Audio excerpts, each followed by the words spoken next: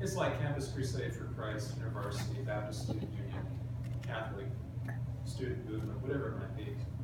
But in the Navigators, they were all about discipline.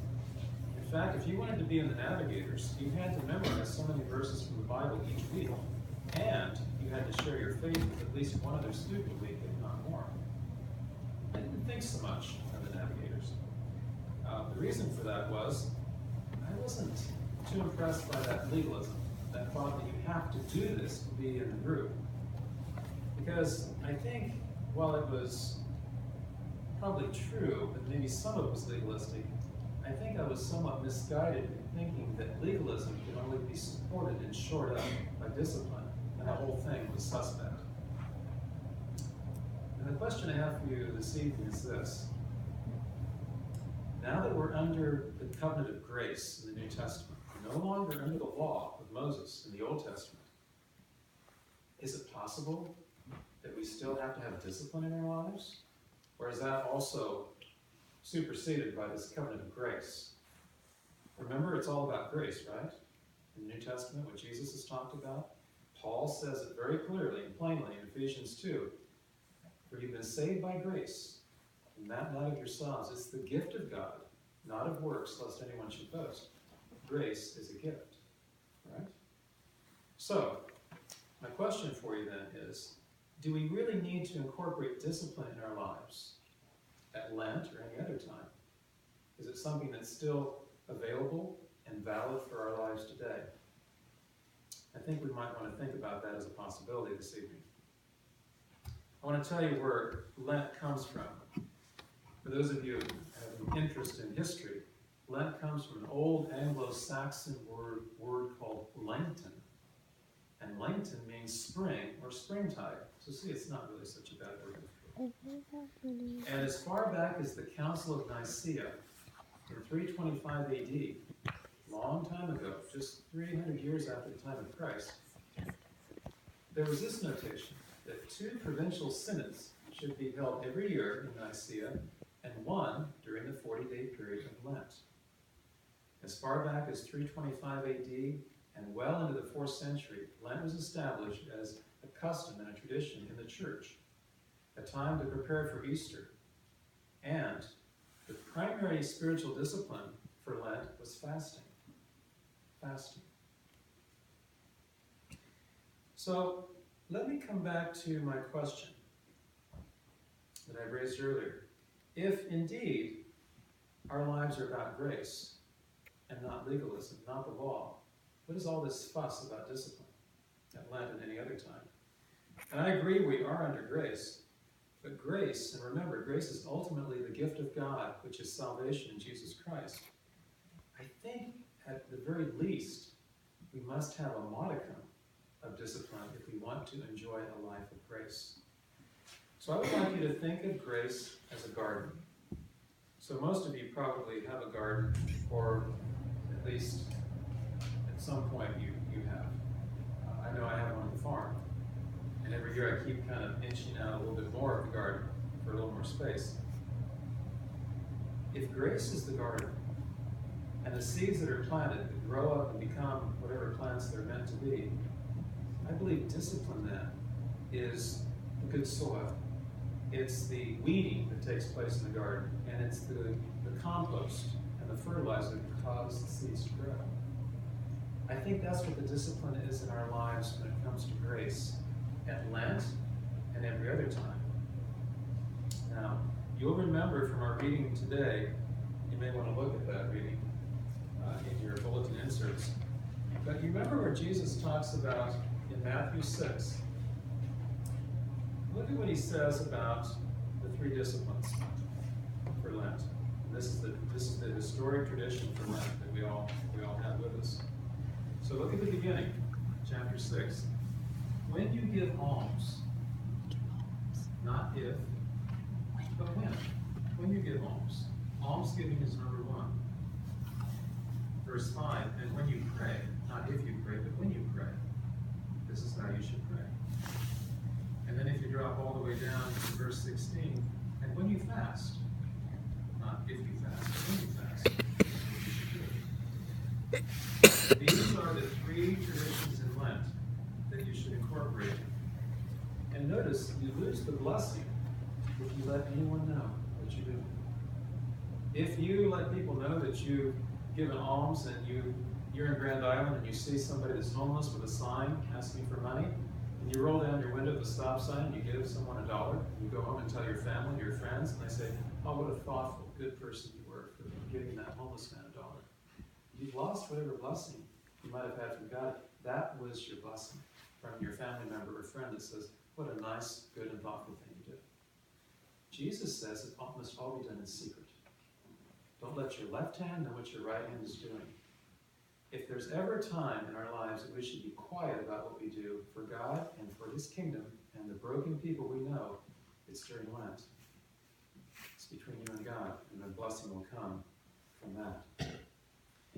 And then, I would like you to consider with me what Lent is not. Now, I may be stepping on some toes here, but I really don't believe Lent is about saying I'm not going to have chocolate. I'm not having desserts for Lent. I don't think so. I think that may be a bigger picture in terms of how you want to live your lives in general, that Lent is not going to mean much to you if you just give up chocolate or the occasional dessert. What Lent is about is almsgiving. It is about prayer, and it is about fasting. Now, most of us have probably made some kind of a contribution along the way, at church or elsewhere. That's almsgiving. Prayer, we're all about prayer. How many of you have spent much time fasting in your lives? Something really important. I have a friend in Bismarck, North Dakota, who left a 6-figure job with Xerox to start the soup cafe, the soup kitchen. I've probably told many of you about. He fasted for a week before he made that decision. It was so important to him, he wanted to make sure he heard God's voice, and he opened the soup cafe. If you have something really important in your life, or something really troubling you, fasting is a good time to really get serious with God and to spend time with Him. When you give alms, we're going to talk about this too in just a few more minutes in detail, but this morning when I was in Lincoln having my taxes done, I stopped to see my friend Eric at the penitentiary. And when I went on to see my tax preparer, he said, I want to tell you a story. He said, I have a client who's worth $2 million. And I did her taxes recently, and she noted that she'd given $500 to some charitable contribution. And he pointed that out to her, thinking that maybe next year she might want to give a little bit more since she has so much money. And she said, oh my, I didn't realize I gave so much. I don't think I'll give as much next year. but lest we judge her, let's talk about what we can give up if you really want to give up something for Lent that's important. Do you remember the 7 deadly sins in the church? They are as follows: pride, greed, lust, envy, anger, gluttony, and sloth, or wrath instead of anger. One more time. Pride, greed, lust, envy, wrath, gluttony, and sloth. Are you troubled by any of those particular 7 deadly sins? I think all of us are at different times, aren't we? I want to talk to you about pride for a minute. How many of you have read something by C.S. Lewis? I hope many of you have, if not most. If there's one author that helped me more than any other author in college, and when I was working for the Forest Service in Montana, Idaho, during college, to understand some things that are basic to the Christian life, it was C.S. Lewis. In his great book, Mere Christianity, which, by the way, was used by God to convert Charles Colson, who was an aide to Nixon, it was this book. Many other people have been both saved and benefited by this book. But in Mere Christianity, Lewis says this: the great sin, according to C.S. Lewis, is pride, and the virtue opposite to it in Christian morals is called humility. According to Christian teachers, the essential vice, the utmost evil is pride. Quote, unchastity, anger, greed, drunkenness, and all that are mere flea bites in comparison. It was through pride that the devil became the devil. Pride leads to every other vice. It is the complete anti-God state of mind. How about that? Unchastity, anger, greed, drunkenness, all that are mere flea bites in comparison to pride. It was through pride that the devil became the devil. Pride leads to every other vice. It is the complete anti-God state of mind. Do you agree with Lewis? Do you think that all these other 6 deadly sins all come from pride? I think they do. Notice what Jesus says. Those who exalt themselves shall be humbled. Those who humble themselves shall be exalted. Remember, the opposite of pride is humility. When we give alms, that's an act of humility. When we pray, especially on our knees, perhaps there as much as any place, that's humility. And when we fast, that's humility. If all of your friends are going out to Applebee's in Grand Island, and you stayed home to fast and pray, that takes some humility, doesn't it? For those of you that like history, I would suggest you read in 2 Chronicles chapter 33 the story of King Manasseh. Now we're going through a presidential election now, and I don't know what you think of the candidates, but I don't think much of many of them. But in the days of Judah and Israel, most of the kings weren't so good either. In fact, there were very few kings that were really good. We have historians now that rank presidents in the top third, the middle third, and the bottom third. In 2 Chronicles 33, we would have King Manasseh at the bottom of the list. He was one of the worst and most evil kings that there's ever been. But you know what happened to him? He decided not only to set up altars to worship these foreign gods, and to even build an altar within the temple. Can you imagine? Right at our altar, we would have some altar set up not to God, but to some foreign god? That's what Manasseh did. And then even worse, they had this god, this foreign god named Moloch, and they sacrificed their children to Moloch. Manasseh sacrificed his son to Moloch. He was a bad king. Babylon came along the scene, and they captured King Manasseh, and they took him away in chains. And while he was in chains in Babylon, his heart was pretty humbled. He cried out to God for mercy. And there's a little bit of that prayer in 2 Chronicles 33, but did you know that in the Apocrypha there's one chapter called the Prayer of Manasseh? You should read it sometime. It's one chapter, it's short. This is a sample of what he said. Remember, a proud man, listen to him now. You offer me, the sinner, the chance to change my heart and life, because my sins outnumber the grains of sand by the sea. I deserve the troubles I encountered. Already I'm caught in a trap.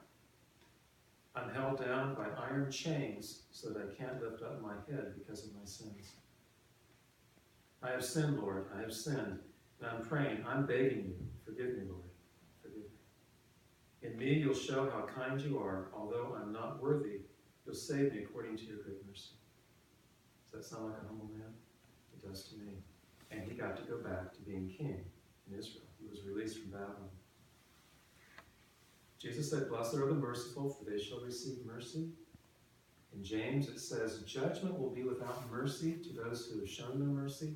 Mercy triumphs over judgment. James 2:13. You see, part of pride is judging other people.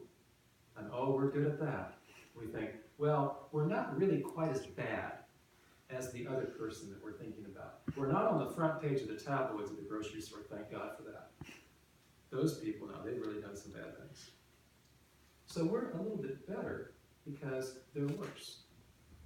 And part of having pride is not only being judgmental, but it's also having a critical spirit. It's gossiping about other people, saying, you won't believe what I heard about so-and-so. That's pride. Ultimately, that's pride. So, as you think about how to go through Lent, I would encourage you to think about pride. If Lewis is right, if that's the worst sin of all, that's the one we should tackle first, to give up for Lent. And then one last thought about greed. You know, I don't think in life that we can take any of the money we've made past this lifetime, can we? I have it on good authority from Paul.